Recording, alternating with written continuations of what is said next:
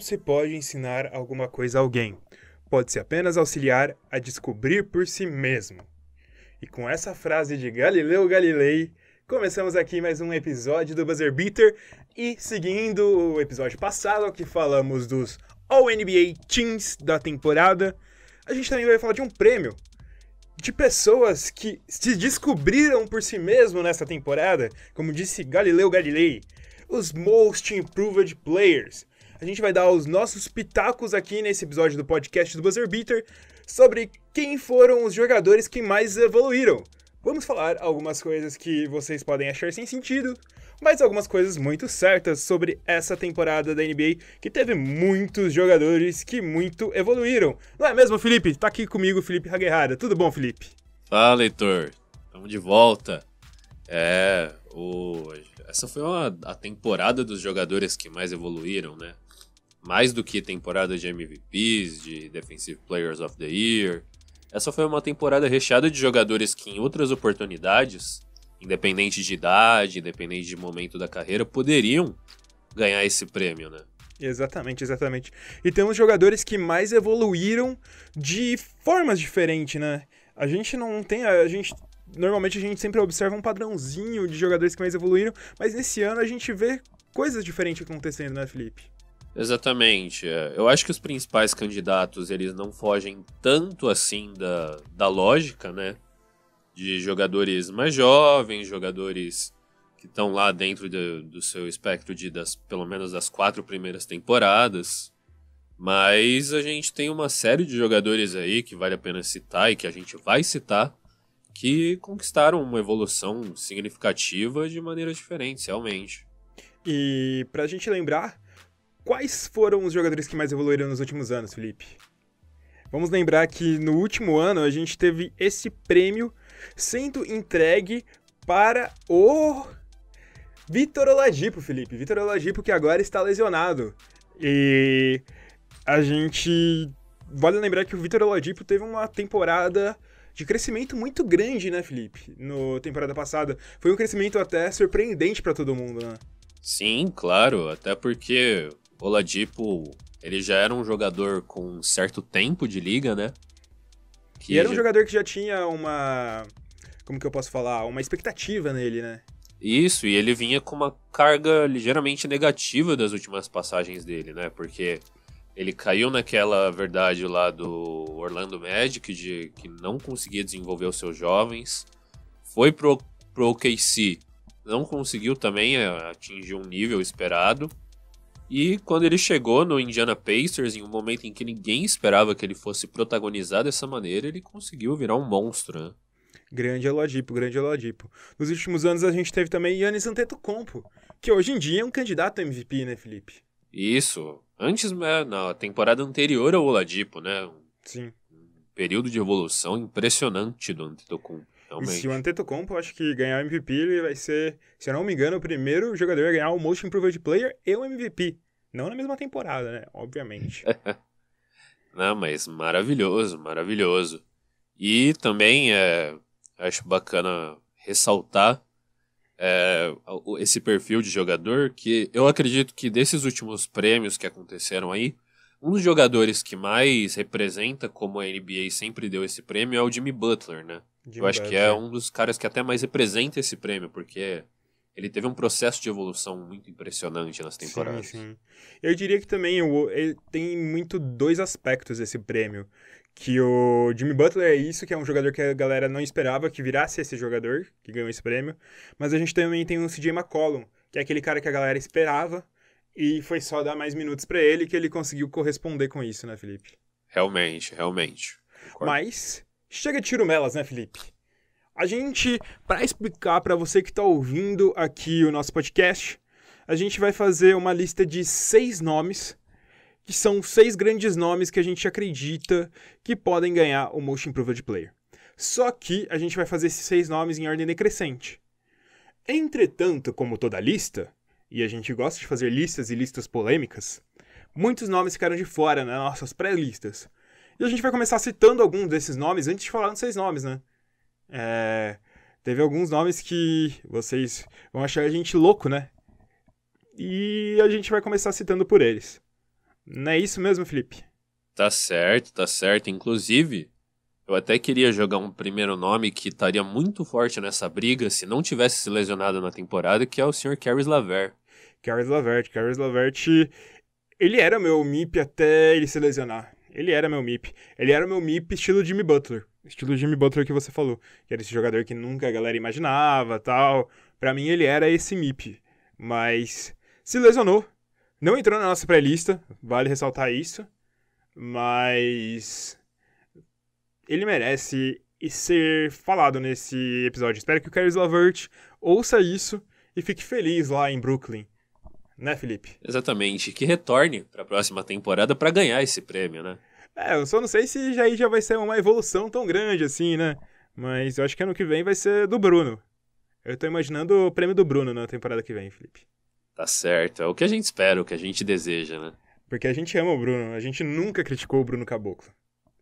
Mas vamos falar. Felipe, qual que foi o primeiro nome que você quer destacar que ficou fora da nossa lista final? Cara, o primeiro nome que a gente vai jogar aqui, né, é um cara que muita gente pode pensar, pô, mas jogador que mais evoluiu? O cara tá lá em cima, brigando, disputando prêmios mais altos, né? Que é o Sr. Paul George. Paul George que já ganhou esse prêmio, né? Exatamente, exatamente. Seria o primeiro jogador da história a ganhar duas vezes. Exatamente. Jogador que mais evoluiu e mais evoluiu de novo. Mas eu acho que a gente viu muita galera gringa cogitando Paul George. E eu acho que as primeiras vezes que eu vi a galera cogitando o Paul George, eu falei, caramba, como assim o Paul George ganhando o jogador que mais evoluiu? Não faz sentido, o Paul George tá brigando pra ser MVP. Mas faz sentido, né, Felipe? Faz completo sentido, muito por causa da história recente, né? Da questão da superação, os momentos inconstantes depois de ter voltado daquela lesão terrível. E principalmente também pela primeira temporada daquele time que o OKC tentou montar não ter dado tão certo, né? E pela própria evolução dele. Porque, se eu não me engano, a melhor temporada dele em pontuação, por exemplo, tinha sido com 23 pontos, ele tá fazendo 28,2. Eu acho que até os mais fãs do Paul George não imaginavam que ele seria um candidato a MVP, né, Felipe? Sim, com certeza. E a gente tá citando ele, a gente justamente deixou ele de fora porque ele tá concorrendo a prêmios mais altos e ele é um jogador que já tinha um determinado status, né? Mas, sem sombra de dúvidas, vale destacar a evolução dele. Vale destacar. Outro jogador que a gente deixou de fora, Felipe, e eu acho que muita gente colocaria esse jogador aqui, é o Zach LaVine, Felipe, que tá tendo uma baita temporada em números. 23,7 pontos por jogo, 4,7 rebotes, 4,5 assistências e 57,4 de true shooting. Mas, Felipe, por que o Zach LaVine, com esse estouro de números de temporada, ele não entra na nossa lista final de 6 MIPs? Então, ele tem uma combinação meio difícil em relação ao time, né? O time, apesar dele ter evoluído, o time não conseguiu necessariamente evoluir tanto ao mesmo passo que ele. Tem o fato do LaVine já ter uma certa expectativa também, né? Apesar de tudo, apesar de lesão, apesar de outros fatores, a gente esperava que o LaVine era esse tipo de cara que poderia chegar a essas marcas, esses números. E também tem alguns problemas relacionados ao início da temporada. Ele teve um início meio difícil com o encaixe do time como um todo. Você tinha, só depois que você teve a oportunidade de ver ele jogando do lado de um Markkanen, de um Otto Porter. E justamente acho que jogar do lado desses caras fez evidenciar o quão bom ele estava sendo para o time, essa evolução. Só que ainda assim não se traduziu tanto nos resultados do Chicago Bulls, né? Eu colocaria mais duas coisas. Ele melhorou muito esses números porque ele teve mais volume, mais chance de arremessar, mais a bola na mão dele. E isso, obviamente, vai inflar os números dele. E ele é o grande exemplo de jogador. Não vou dizer mediano, mas jogador bom num time horrível. E um jogador bom num time horrível parece excelente.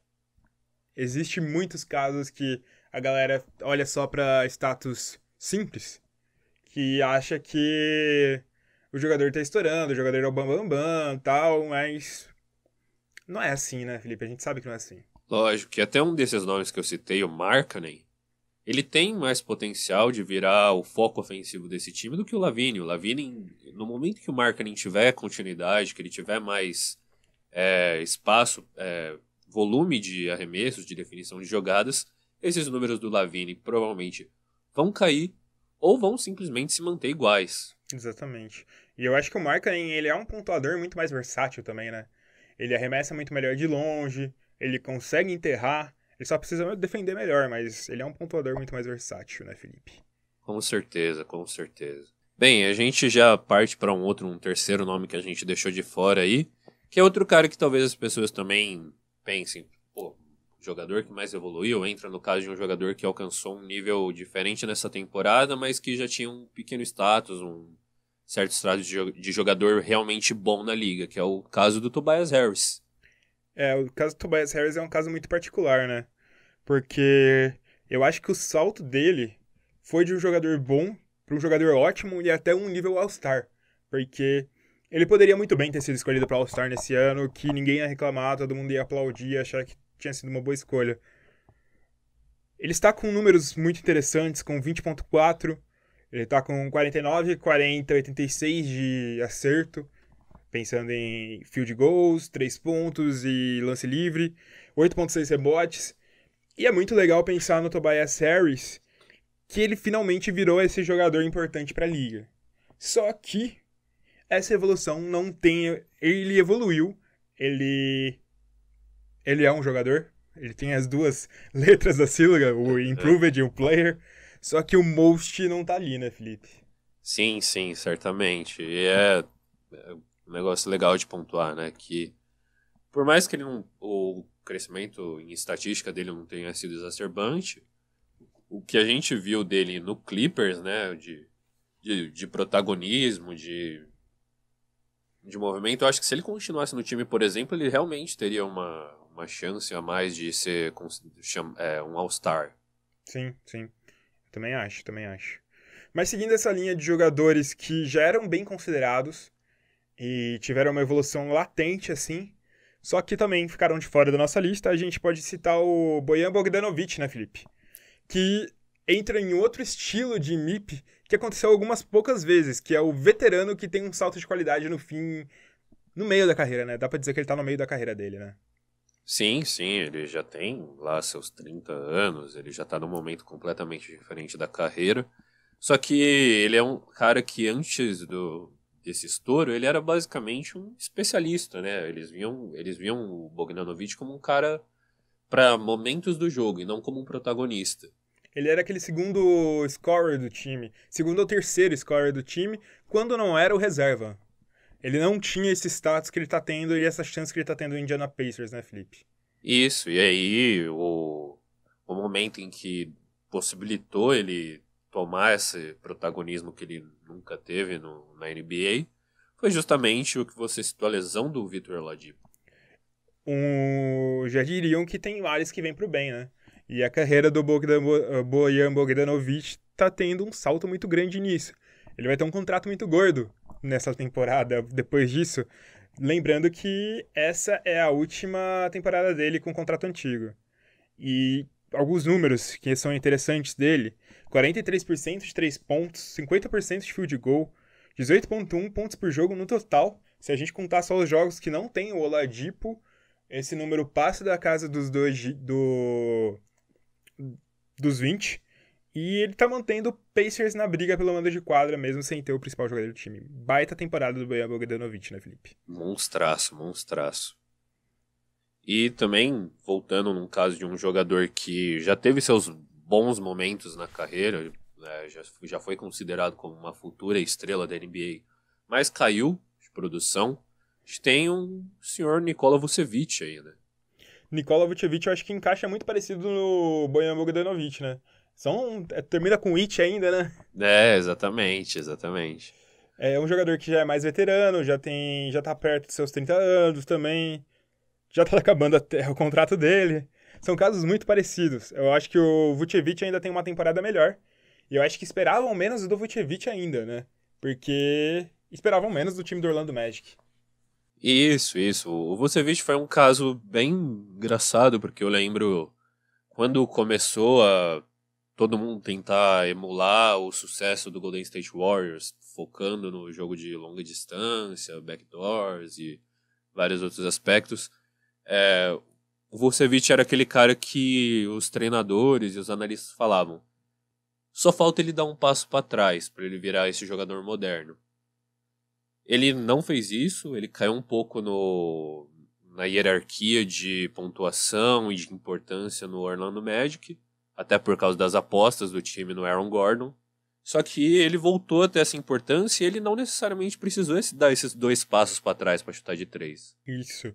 Ele tá tendo uma temporada de duplo-duplo, uma baita temporada de duplo-duplo, com 20 pontos, 20,7 pontos por jogo e 12 rebotes.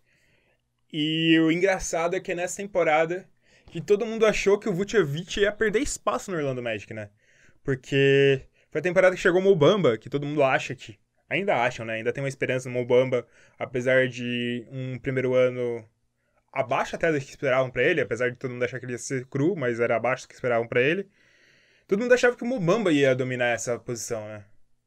Sim, certamente. Na verdade, esse espectro do Vucevic perder a posição já vai até de algumas temporadas antes, né? Porque com a chegada de Bismack Biyombo e mais uma porrada de center e de big man que chegou nesse time. Exatamente. É um grande time. Bom, Felipe, pensando num estilo um pouco diferente, eu vou citar um jogador que normalmente a galera não costuma premiar, mas já premiaram, por exemplo, vale lembrar o caso do Monta Ellis, que era um segundanista, e normalmente segundanistas não ganham, mas ele era um segundanista e ganhou. Mas vamos citar um segundanista, que é o John Collins, Felipe. John Collins, que também é um cara que tá num time mais ou menos, melhorou no fim da temporada. Tudo bem que enfrentando o time G do Milwaukee Bucks, assim, mas o John Collins tá fazendo uma temporada muito sólida desde o início dela, né, Felipe? Facilmente, até porque nesse começo de temporada tinha muita pressão em cima da estreia do Trae Young, que também teve momentos difíceis no seu comecinho de rookie. Então o John Collins ele teve esse espaço para evoluir, teve esse espaço para puxar estatísticas, para virar um foco do time. E ele correspondeu de uma maneira sensacional. Acho que hoje, por mais que ele não seja necessariamente um bom defensor, pelo menos na parte de rebotes, hoje ele tá, ele vai chegar num ponto em que ele vai ser um dos principais riboteiros dessa liga. E ele tá com quase um duplo-duplo de média, né? Quase um 20-10, ele tá com 19,4 e 9,6. E com uma porcentagem interessante até de 3 pontos, 35,8. Mas o bom dele mesmo é dentro do garrafão, né, Felipe? Isso mesmo. O chute de 3 pontos não é o foco dele, né? Ele tem um volume bem baixo, até por conta do resto do time que tá em volta dele. Tem muita gente pra arremessar de 3 pontos no Atlanta, né? Não tem sentido você tirar um cara que pode muito bem, na verdade, pegar um rebote ofensivo. Sim. Mas é isso daí. Dentro da área pintada, ele é um monstro. 70% de field goals dentro da restricted area, que é justamente a área pintada que eles chamam, né? 70% de conversão em um setor da quadra é muita coisa. Sim. É bom que ele tenha esse porcentagem de 3 pontos e melhore isso, porque em certos momentos do jogo pode virar atrair a marcação pra fora, pro Trae Young conseguir infiltrar, já que o Trae Young é pequenininho, ele é rápido e tal. E ainda eles têm, não sei se eles vão manter, né, mas eles têm o Dwayne Dedmon, que também é um cara que consegue chutar de fora e tal. Um Alex Len tá lá ainda? Mas eu não tenho certeza, mas não importa também se o Alex Len tá lá ainda. Mas é uma outra alternativa, mas o John Collins merece todos os méritos, né, Felipe? Merece. E assim que ele for desenvolvendo também essa sincronia com o Trae Young, esse jogo de 2 homens aí, com o pick and roll, pick and pop deles dois, pode virar uma arma imensa pro Hawks.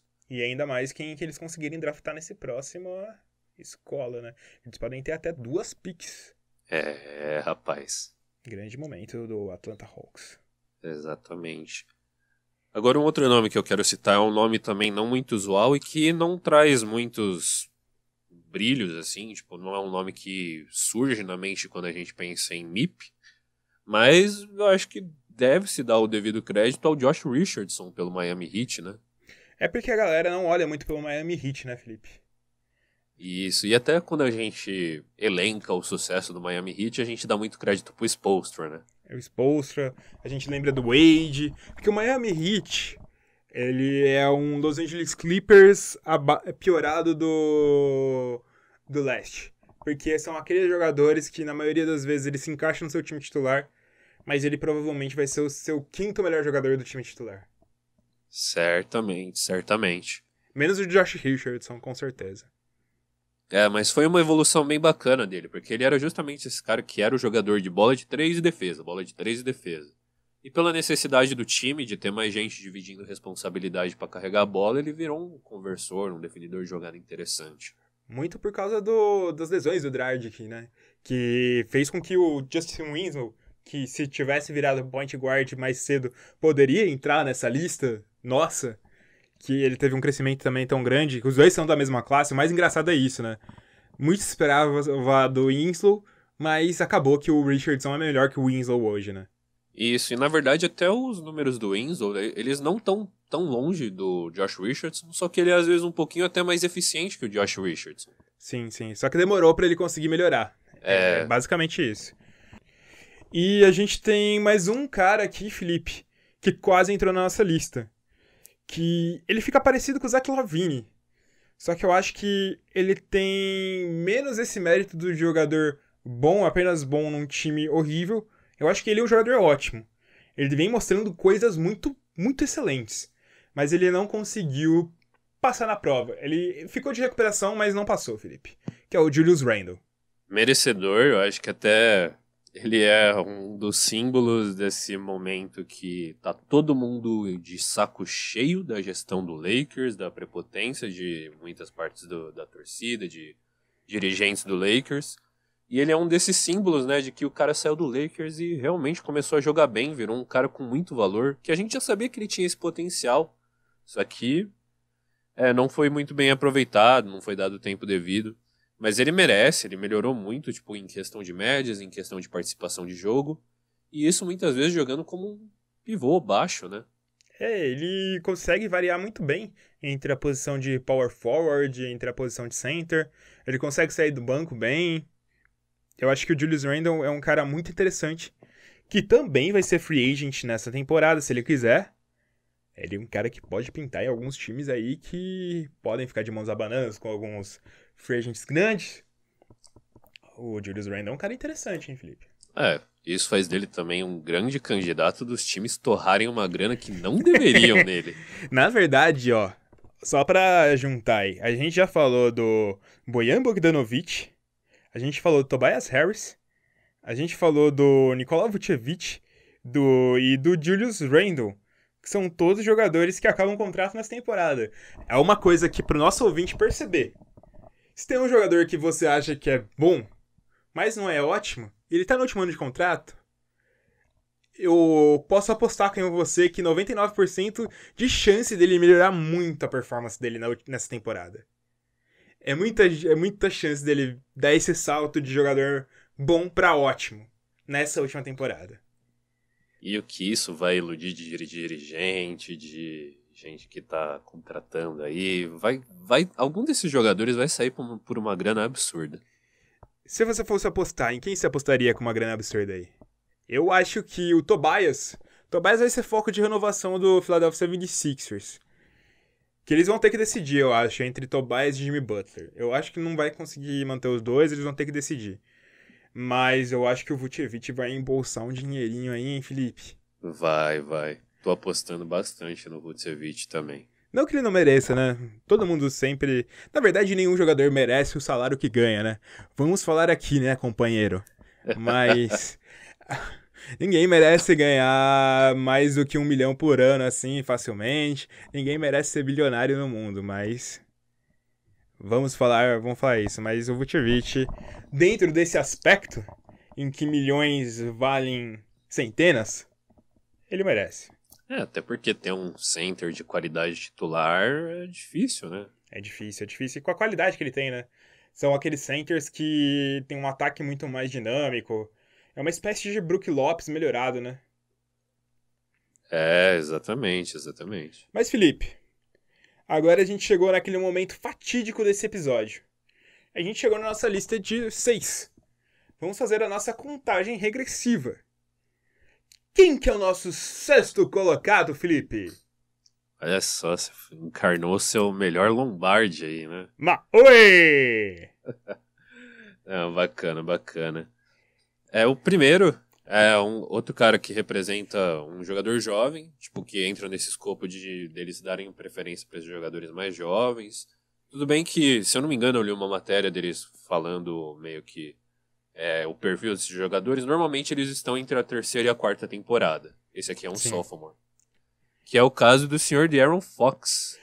É uma coisa antes, só pra ressaltar, tem muitas pessoas que acreditam que existe uma regra na NBA que não se pode dar Most Improved Player pra sophomores. Não existe isso, galera. Apaga isso da sua cabeça, porque sophomores já ganharam Most Improved Player. E por isso o De'Aaron Fox poderia ganhar.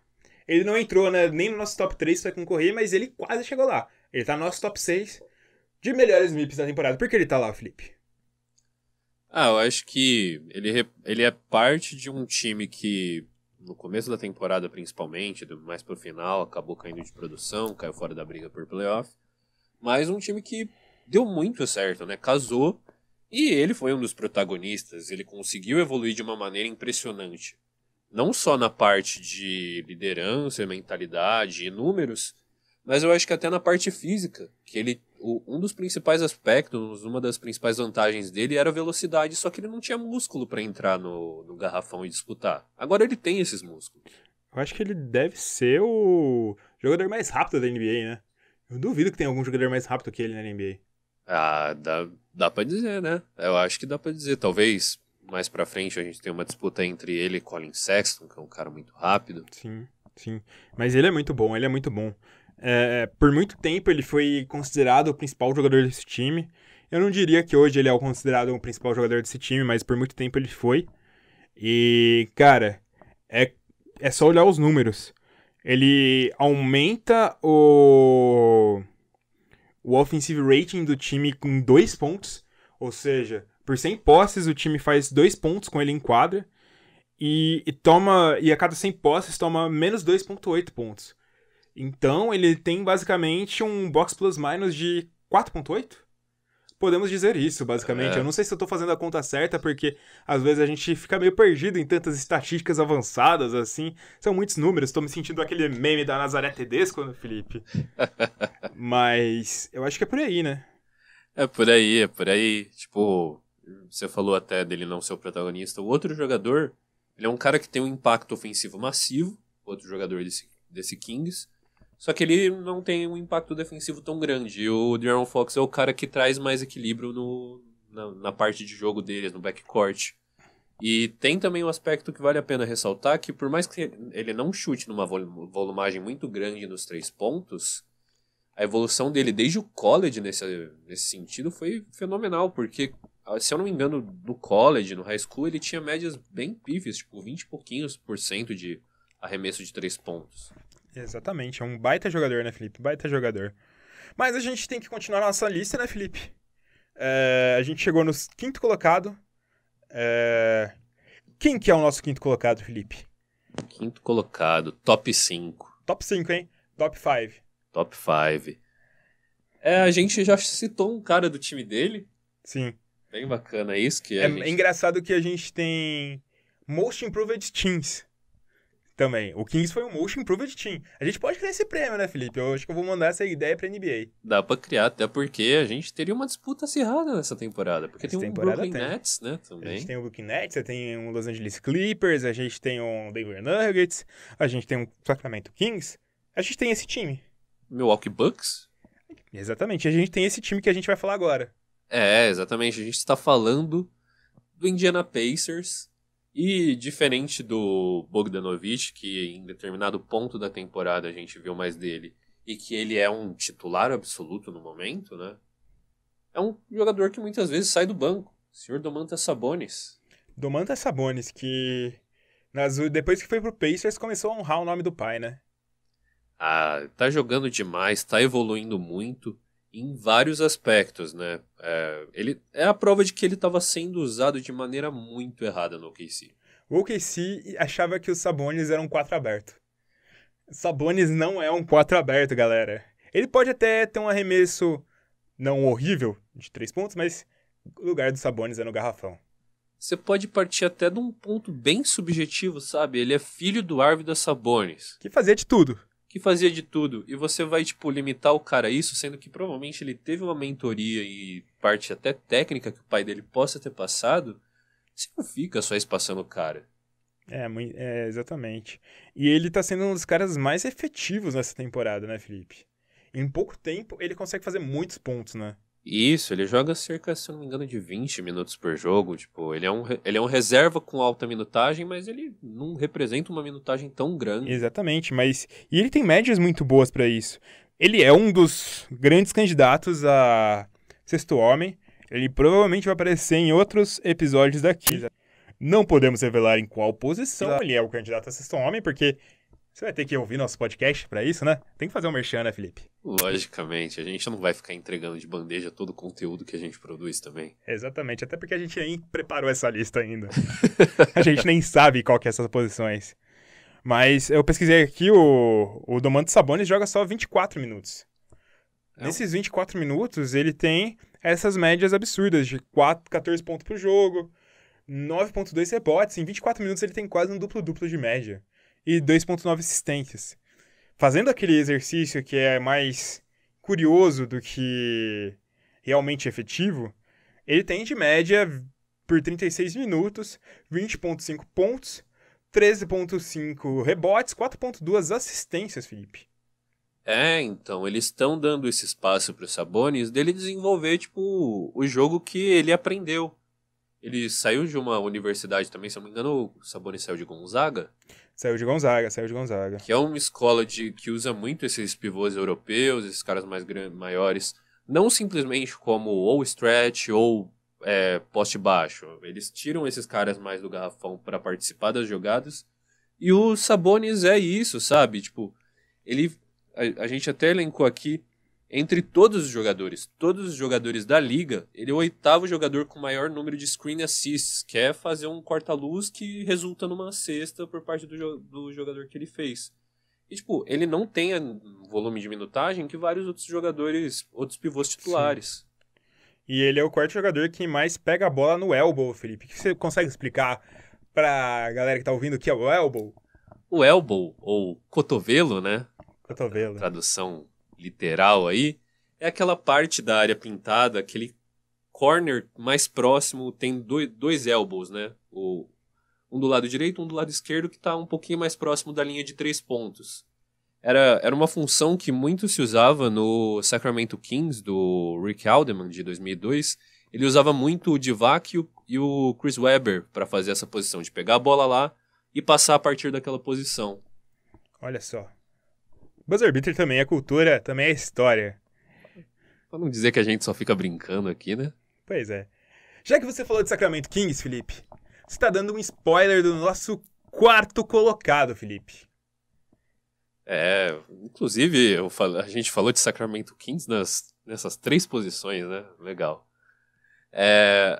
A gente tem aí um outro jogador, esse outro formador do backcourt aí do Sacramento Kings, que teve uma evolução muito significativa e que, por mais que, como eu disse, ele não tenha o impacto defensivo que o De'Aaron Fox tem, a parte ofensiva dele simplesmente compensa, que é o Sr. Buddy Hield. Buddy Hield, que é do nível do Stephen Curry, né? É assim que falaram dele quando ele foi contratado. Brincadeiras à parte, obviamente o Buddy Hield não é um Stephen Curry, mas, cara, o Buddy Hield finalmente virou o que a galera imaginava dele, né? Ele é esse gatilho, esse cara que arremessa muito bem, muito bem. Já conseguiu 21 pontos por jogo, 5.1 rebotes, 2.5 assistências. Ele tá com quase 43% de 3 pontos. É muito boa a temporada do Buddy Hield, né, Felipe? Isso. E ele melhorou muito em vários aspectos do jogo, né? Muito se usava ele quando ele tava no New Orleans simplesmente como um cara pra pegar a bola e chutar, né? Ele não participava da criação. E ele melhorou muito nessa parte de sair do corta-luz para chutar, é algo que ele treinou muito. E tem uma estatística muito boa que combina com o sucesso dele ao lado do De'Aaron Fox, que ele tá chutando 46,2% em catch and shoot da linha de 3. Ou seja, toda vez que, basicamente, o De'Aaron Fox ele parte para cima ou faz uma jogada, ele desenvolve uma jogada, o Buddy Hield tá se movimentando muito bem sem a bola. Tá encontrando espaços livres para conseguir matar no catch and shoot. E outra coisa muito importante se lembrar, o Buddy Hield virou o líder desse time, né? Ele é o líder técnico, é o líder moral, é o líder cultural desse time. E ele é o cara que recebe a última bola do jogo, é o cara que decide, é o cara que chama seu time, é um cara de atitude. Se tivesse uma braçadeira de capitão, seria com o Buddy Hield, né, Felipe? Sem sombra de dúvidas, ainda mais tipo, nesse time muito jovem, né? Que vai continuar ficando mais jovem. Mas, realmente, e vai ser bacana ver como é que ele vai casar com o desenvolvimento agora do frontcourt do time, né? Que basicamente um backcourt esse Kings já tem, não tem que se preocupar. Inclusive tem dois, né? Tem no banco o outro Bogdanovic, que é o Bogdanovic, né? E o engraçado é que a gente pode falar que ele evoluiu tanto nessa temporada que ele envelheceu 2 anos nessa temporada, né, Felipe? Que teve aquele caso que o Buddy Hield, ele tinha uma idade, mas todo mundo colocava a idade dele errado. Ele tinha 1 ano a mais do que todo mundo imaginava. E não foi por sacanagem, nada, só que basicamente escreveram errado. Um caso ímpar aí da história, o gato do basquete, né? É o gato involuntário, né? Na verdade, acontece muito em high school, essas coisas. Os caras sempre dão aquela burladinha. Exatamente. Mas, Felipe, a gente chegou naquele momento tão aguardado. A gente tá no top 3. Opa. O que quer dizer isso? Que naquela cerimônia de gala, com o Drake apresentando, esses vão ser os 3 caras que vão estar lá concorrendo pelo prêmio de jogador que mais evoluiu, Felipe. Esses 3 são nomes em que a gente simplesmente não discordou entre eles, inclusive a ordem deles, eu acho que tipo, a gente tá em acordo total. Não discordamos de jeito nenhum. Então a gente partindo já desse terceiro, é um cara que também representa um time que não necessariamente evoluiu no sentido de vitórias, mas que foi uma das grandes surpresas da temporada. E ele foi um dos principais nomes dessa temporada, que é o Montrezl Harrell. Eu adoro esse cara, Felipe. Eu adoro. Fico muito feliz com ele estar nessa lista. Um abraço, Harrell. Essa é pra nós. Eu tenho certeza que ele está te ouvindo, Heitor. Se você ouviu o Harrell, manda um abraço pra gente também.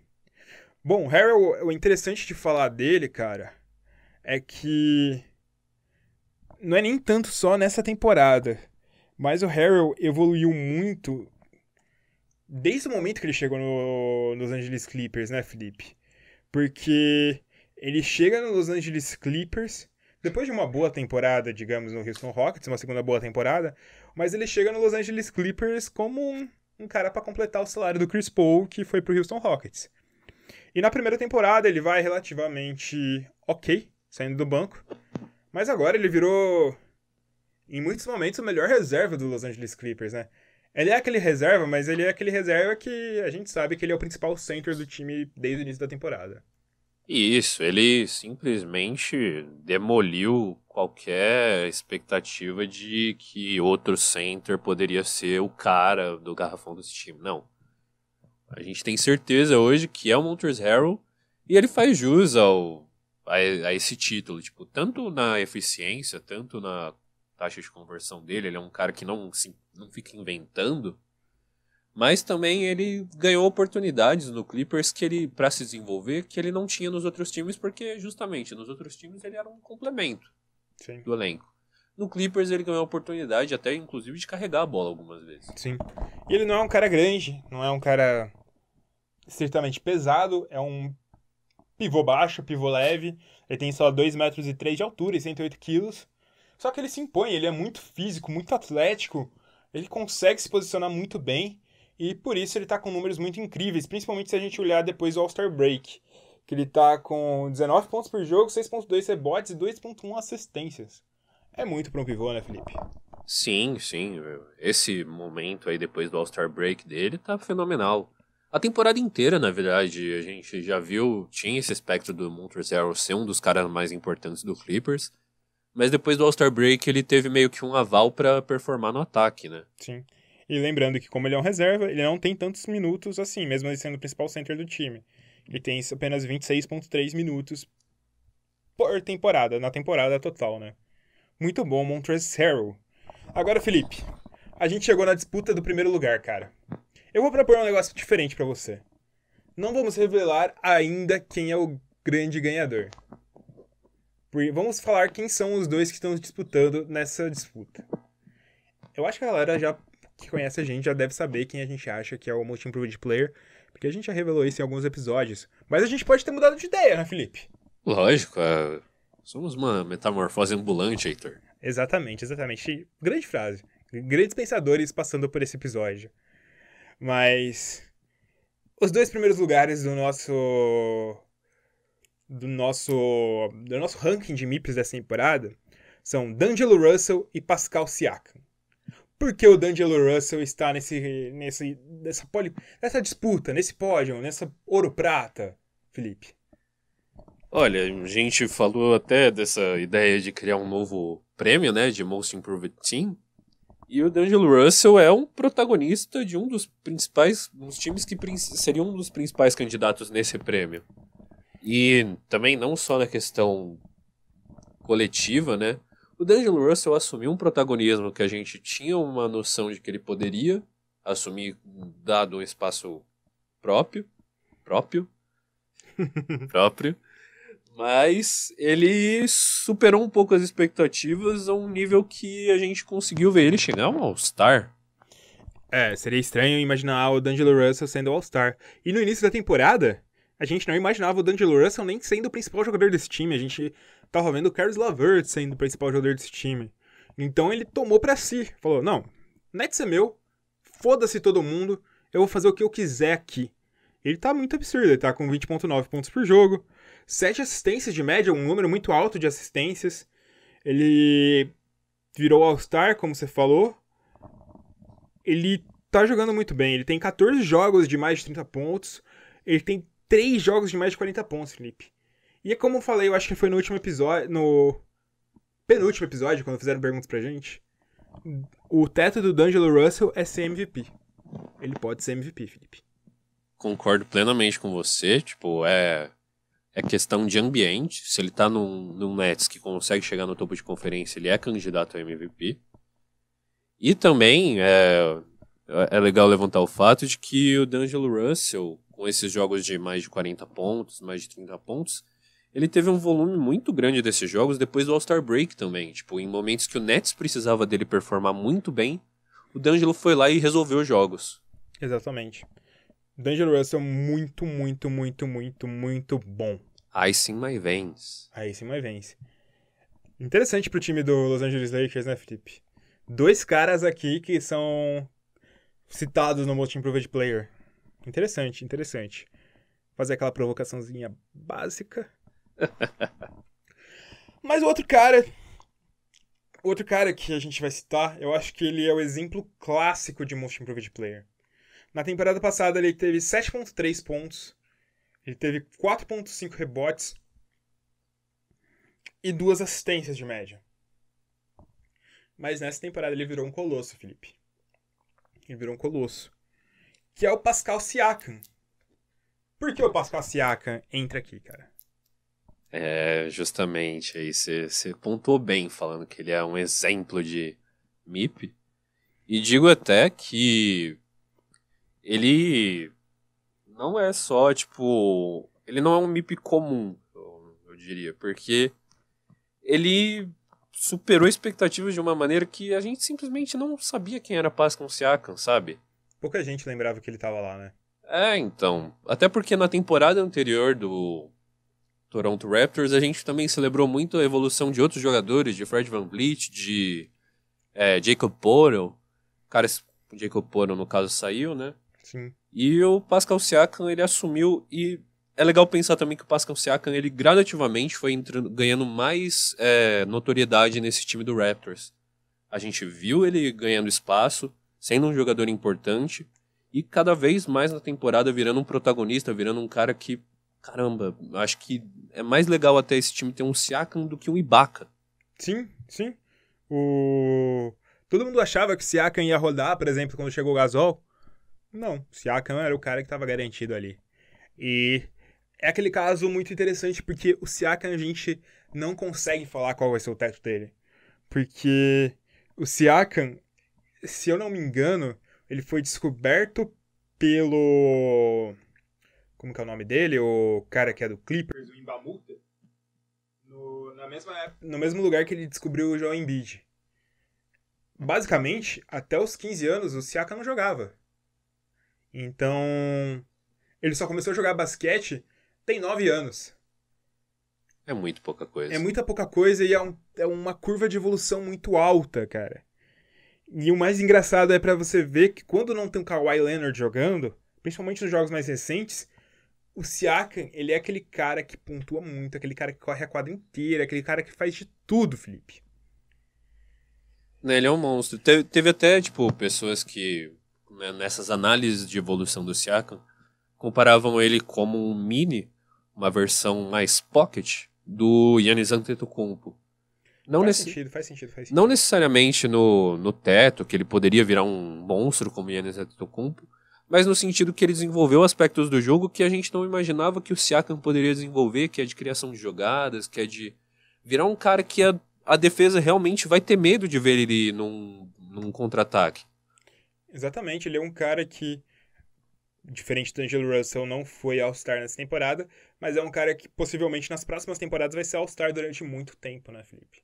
E merecidamente. Eu lembro até quando eu tava vendo algum desses vídeos de alguém analisando o jogo do Siakam, essa parte de contra-ataque, esse movimento dele carregar a bola da defesa pro ataque, ou também da velocidade dele, né, de cruzar a quadra muito rápido, ele puxa muito a marcação para dentro, os caras têm medo desse aspecto físico, dessa qualidade atlética dele, e isso justamente possibilita que vários jogadores fiquem em volta lá no perímetro para conseguir chutes livres. E, tipo, isso o Toronto Raptors tem com qualidade. Tem um Danny Green, tem um próprio Kyle Lowry. O próprio Kawhi Leonard. Então, o Pascal Siakam simplesmente foi uma descoberta fenomenal pro Raptors. Sim. Eu acho que esse é o grande mérito do Nick Nurse nessa temporada. Eu diria que é o grande mérito do Nick Nurse. Mas, Felipe, caramba. Tá difícil, né, Felipe? Pô, escolher entre D'Angelo e Siakam, cara. Eu não posso escolher, sei lá, entre o Mike Muscala e o Siakam. Escolher entre o... Não sei. Algum outro armador ruim, o D'Angelo Russell. Não posso... Não tem essa opção, Felipe? Infelizmente, a gente não tem essa opção, Heitor.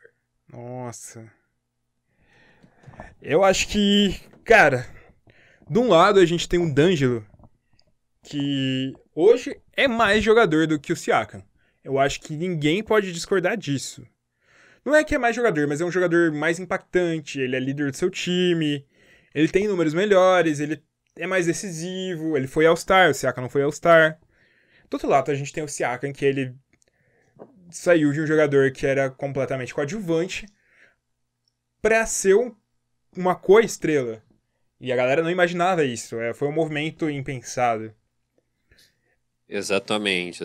Inclusive, a gente tem muita... Por mais que a gente tenha a nossa opinião sobre quem é esse Most Improved Player, a gente tem muita dúvida de quem vai ser eleito realmente. Exato. Porque o Siakam, ele vem tendo essa temporada desde o início da temporada. O D'Angelo Russell, com certeza, se a temporada começasse só a partir do All-Star, o D'Angelo Russell seria o Most Improved Player, provavelmente. Ou se a temporada começasse esse ano, ele seria o Most Improved Player. Porque ele teve uma segunda leva de temporada muito bom. Mas não começou, né, Felipe? Exatamente. A gente tem o fator aí que pesa muito pro Siakam, que é o fato de continuamente durante o ano ele tá sendo um cara que demonstrou clara evolução. E por isso, Felipe, rufem os tambores. Pascal Siakam é o Most Improved Player do Buzzer Beater em 2019.